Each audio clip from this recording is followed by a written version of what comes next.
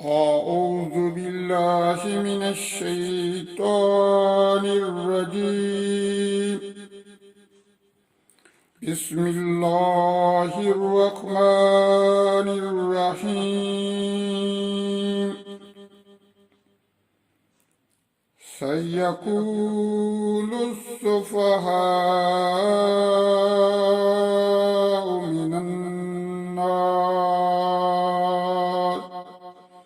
من الناس ما ولهم عن قبلتهم التي كانوا عليها قل لله المشرق والمغرب يهدي من يشاء إلى صراط مستقيم. وكذلك جعلناكم أمة وسطا لتكونوا شهداء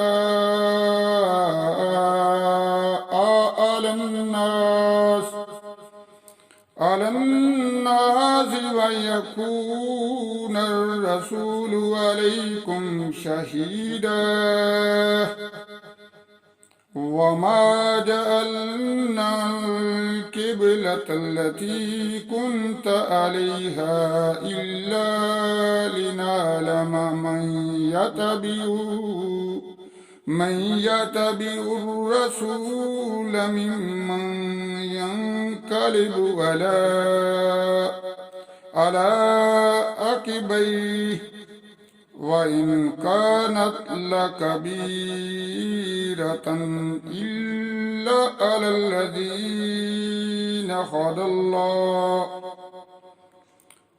وما كان الله ليضيع إيمانكم إن الله بالناس لرؤوف رحيم.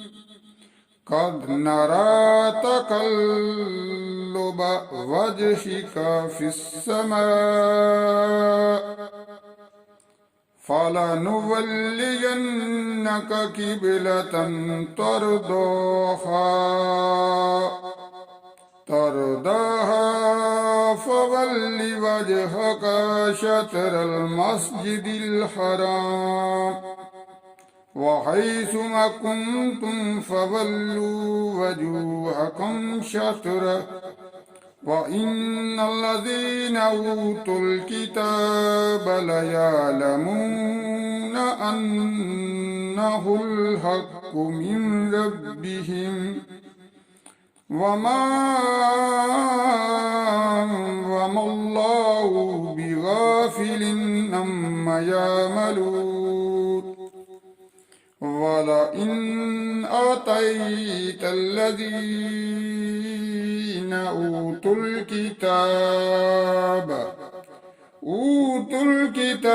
بكل آية ما تبعوا قبلتك وما أنت بتابع قبلتهم وما بعدهم بتابع قبلة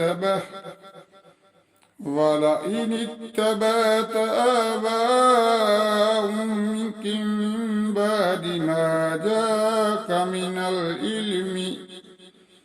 العلم إنك إذا لمن الظالمين. الذين آتيناهم الكتاب يعرفونه كما يعرفون أبناءهم وإن فريقا منهم ليكتمون الحق وهم يعلمون.